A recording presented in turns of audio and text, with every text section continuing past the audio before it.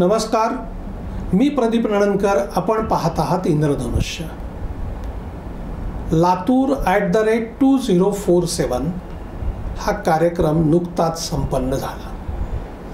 दयानंद शिक्षण संस्था व विवेकानंद संस्कार संस्था लातूर यांच्या पुढाकाराने या कार्यक्रमाचं आयोजन करण्यात आलं होतं.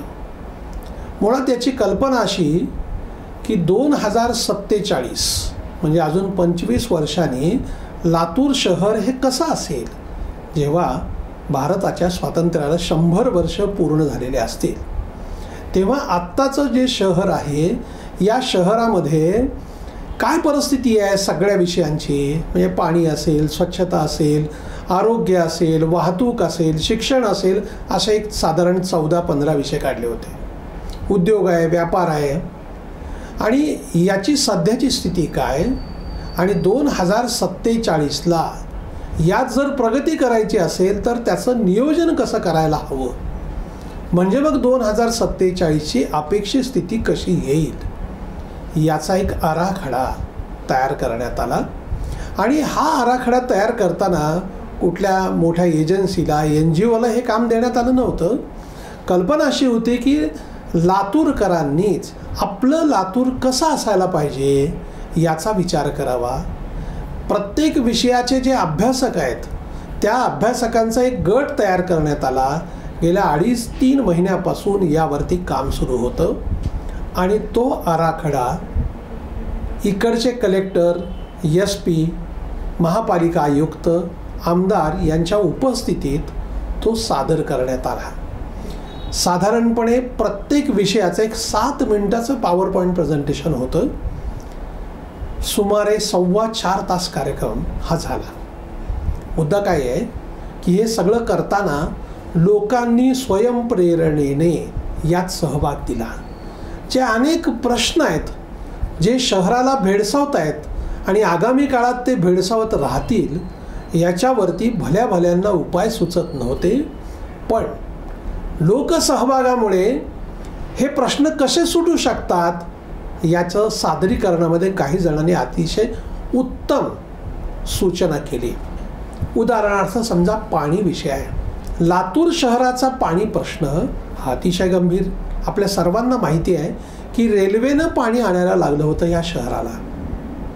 आता या शहराला मग पाण्याचे भविष्यात भेडसावणारे प्रश्न कसे राहतील, इथले उद्योगांचं काय, असे सगळे विषय होते.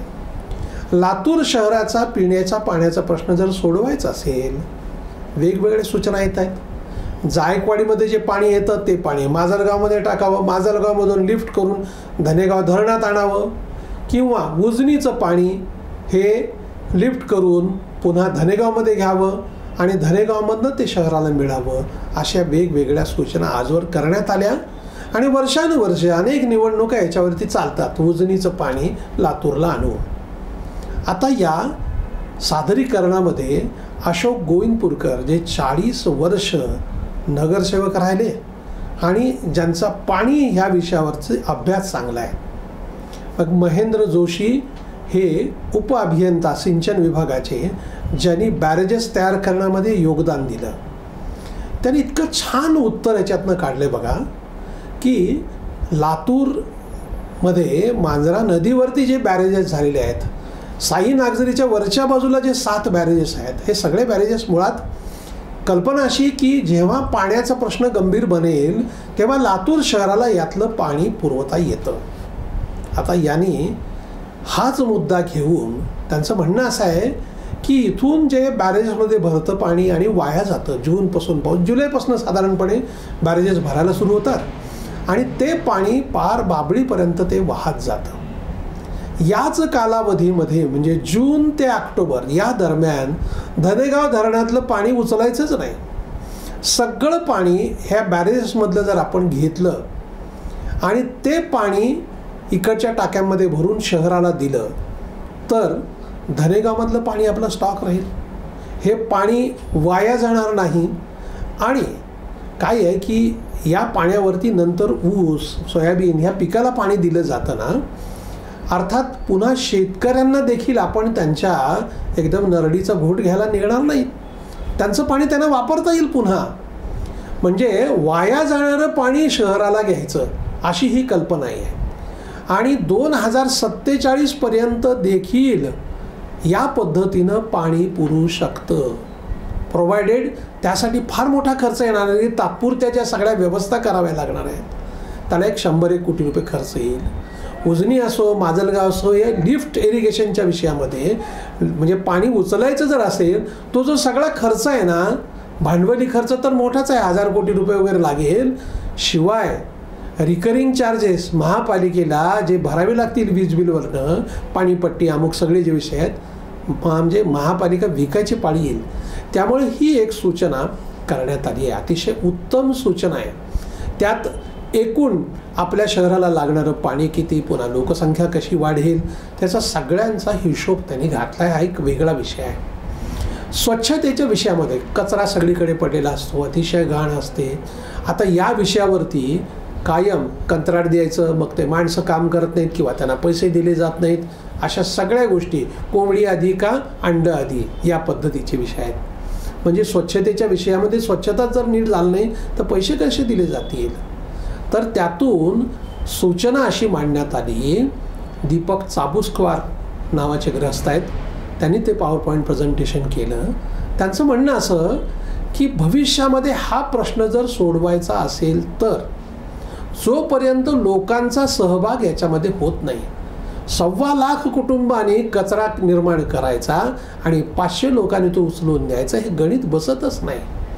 मुळात या कचऱ्याच्या विषयामध्ये व्यवस्था अशी जर करायला केली की तुमच्याकडे घरून रोज कचरा घेऊन गेला जाईल आणि त्या माणसांनी सेवा महिनाभर दररोज उत्तम दिली तर महिन्याला एका घराने 100 रुपये द्यायचे. 100 म्हणजे स्वच्छतेच्या बाबतीत जे महापालिकेला आपण पैसे भरतो त्याऐवजी स्वच्छता म्हणजे कचरा उचलून घेऊन जाणारा जो माणूस आहे त्यांना तुम्ही हे पैसे द्या.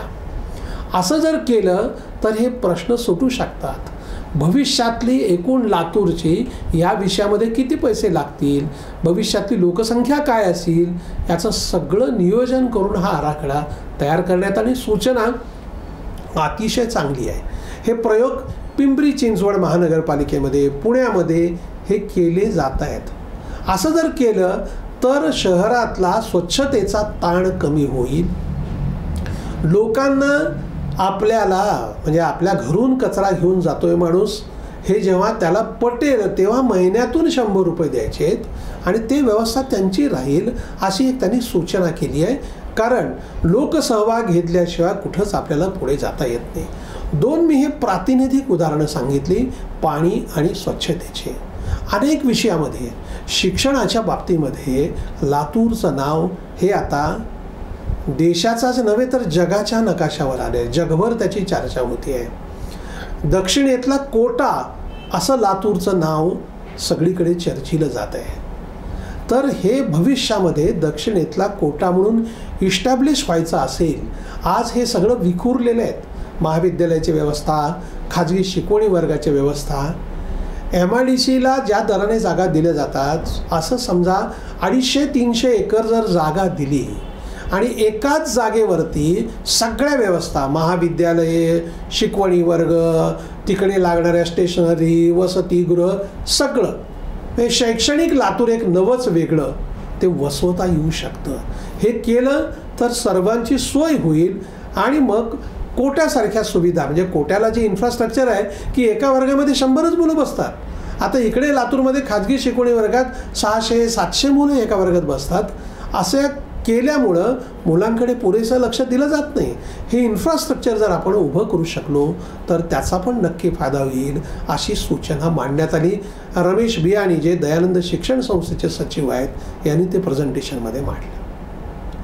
किती कल्पना वेगवेगळ्या पद्धतीनं पर्यावरणाच्या विषयामध्ये आजची पर्यावरणाची लातूरची स्थिती काय आहे आणि भविष्यात हे पर्यावरण चांगलं राहावं यासाठी काय काय करायला हवं. सुपर्ण जगतापनी किती प्रकारचे झाडं लावता येऊ शकतात, कुठे पार्क करता येऊ शकतं, लोकांचा सहभाग कसा करता येईल, प्लास्टिकवरती बंदी याचं अंमलबजावणी कशी करता येईल, अशी उत्तम आराखडा त्यांनी पण मांडला. वाहतुकीची समस्या आता लातूर शहरामध्ये पुणे मुंबईमध्ये आपण राहतो की का अशी स्थिती वाटावी, इतकी वाहनं वाढलेली आहेत, त्यामुळे लोकांना पायी पण जाता येत नाही. तर यासाठी काय काय करायला हवं? पत्रकार अरुण समुद्रे यांनी चांगला त्याचा अभ्यास केला आणि उत्तम सादरीकरण केलं. असं एकूण 14 विषयामध्ये मग व्यापार असेल इथला, मग 2 प्रकारचा, एक मार्केट यार्डचा व्यापार आणि उर्वरित सगळा व्यापार. इथलं इंडस्ट्री आहे इथली, ह्या इंडस्ट्रीच्या विषयामधलं सादरीकरण केलं रतन बिदादानी. आणि व्यापाराच्या विषयामध्ये विशाल अग्रवाल आणि मार्केट यार्डच्या विषयामध्ये ललितभाई शाह यांनी अतिशय अभ्यासपूर्ण सादरीकरण केलं. लातूर कसं झपाट्यानं वाढतं आहे आणि या विषयामध्ये आत्ताच कसं नियोजन करायला पाहिजे. प्रकाश कासट म्हणून इथले CA आहेत, त्यांनी थेट आमदारांनाच असा प्रश्न विचारला की तुम्ही लातूरच्या MIDCमध्ये एखादा व्यवसाय करायला 1 एकर जागा मिळवून दाखवा. म्हणजे जागाच शिल्लक नाही आहे. पुढचं नियोजन करायचं असेल तर पुढचा 4था टप्पा, 3रा टप्पा याची अंमलबजावणी त्वरित व्हायला पाहिजे. या विषयामध्ये लक्ष द्यायला पाहिजे. तिथल्या सुविधा वाढल्या पाहिजेत, अशा सूचना मांडण्यात आल्या. इकडचं विमानतळ गतिमान पद्धतीनं लवकर व्हावं, अशा वेगवेगळ्या सूचना या सगळ्या मंडळींनी केल्या. आमदार स्वतः उपस्थित होते, महापालिकेचे आयुक्त उपस्थित होते. महापालिकेच्या आयुक्तांनी सगळ्या गोष्टी ऐकून घेतल्या. ते म्हणाले की शेवटी घोडं कुठं अडतं बघा म्हणे, हे सगळं करू आपण. 200 कोटी रुपयाची कराची थकबाकी आहे. आता एखाद्या महापालिकेमध्ये कराची वसुली कशी होते त्याच्यावरनं सगळे राज्य शासन, केंद्र शासनाचे अनुदान येतात. पैसे जर आले नाहीत तर आपल्याला काहीच करता येणार नाही. सगळे सोंग करता येतील, पैशाचं सोंग कसं करणार. सगळ्या व्यवस्था नीट व्हायच्या असेल तर लातूरकरांनी कर भरणा केला पाहिजे, अशी एक त्यांनी विनंती या निमित्ताने केली. पोलिसांच्या विषयातले प्रतिनिधी अजय देवरे हे लातूरचे अतिरिक्त पोलीस अधीक्षक, त्यांनी पण कायदा सुव्यवस्था आणि वाहतुकीच्या विषयामध्ये अतिशय चांगल्या गोष्टी मांडल्या. ते म्हणाले आम्ही रडगाणं गाणार नाही. पण एक लक्षात घ्यायला पाहिजे की लातूरमध्ये गेल्या वर्षामध्ये 43 खून झाले, त्याची चर्चा होती. पण अपघातात 343पेक्षा अधिक लोकांना मरण पावले. तर हे टाळता येण्यासाठी काय करायला पाहिजे याचा विचार होत नाही. हा विचार व्हायला पाहिजे. सर्वसामान्य माणसांनी आपली जबाबदारी काय आहे याचं जर भान ठेवलं, अगदी हेल्मेट वापरापासून त्या सगळ्या गोष्टी.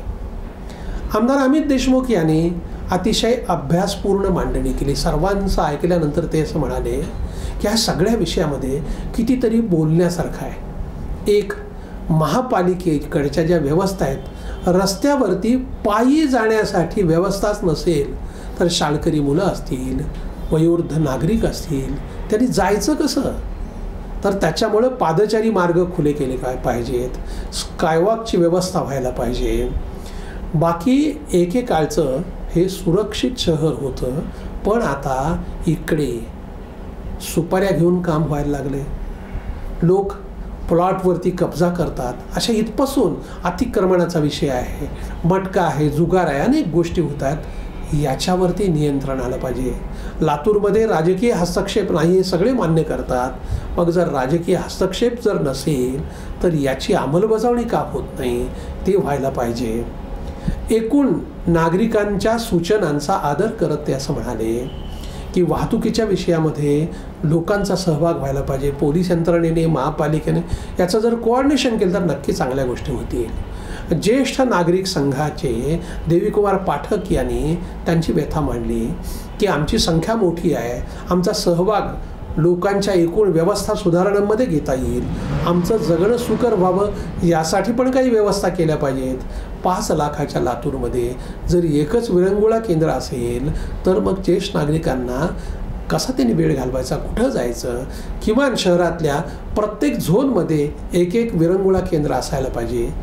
या त्यांच्या मागणीवरती तातडीने अमित देशमुख असं म्हणाले, महापालिकेने जागा उपलब्ध करून जर दिली तर याच्यासाठीचा लागणारा निधी आपण उपलब्ध करून देऊ. अतिशय चांगल्या पद्धतीने या सगळ्या गोष्टींचा विचार केला गेला. काय आहे, एखाद्या शहरामध्ये लोकांच्या सहभागातून असा आराखडा तयार करणं, कारण शासकीय स्तरावरती असे आराखडे तयार होतात, पण लोकसहभागातून आपलं गाव कसं असावं असं लोकांनीच विचार केलेला आहे आणि तो प्रशासनाकडे सादर केला आहे. हा एक महाराष्ट्रात नव्हे तर कदाचित देशातला अभिनव प्रयोग लातूरकरांनी केला आहे. टप्प्याटप्प्यांनी केवळ आराखडा मांडून हे पुरेसं होणार नाही, तर याची अंमलबजावणी कशी होईल. आरोग्य विषयामध्ये डॉक्टर D.N. चिंते यांनी अतिशय तपशीलवारपणे सध्याची स्थिती काय, भविष्यात काय होईल, काय व्हायला हवं, अगदी जिल्हा रुग्णालयाच्या विषयापासून सगळ्या विषयाला त्यांनी स्पर्श केला. आणि हे सगळं जे आहे ना, हे लिखित स्वरूपामध्ये शासकीय स्तरावरती दिलं जाणार आहे आणि सर्वांनीच लोकांनीच याचा पाठपुरावा करायचा आहे. याचं एक वेब पोर्टल केलं जाणार आहे. लोकांच्या सूचना त्याच्यावरती घेतल्या जातील. हे एकदा आराखडा केला म्हणजे काम संपलं असं नाही, तर सातत्याने याचा पाठपुरावा लोकांनी केला पाहिजे. लोकसहभागातून आपलं शहर सुधारण्याचा हा एक आगळा वेगळा प्रयोग लातूरकरांनी केला आहे. उर्वरित अन्य शहरवासियांनी देखील असे प्रयोग करायला नक्कीच हरकत नाही. धन्यवाद. आपल्याला हा जर व्हिडिओ आवडला असेल तर तो लाईक करा, फॉरवर्ड करा व सबस्क्राईब करा.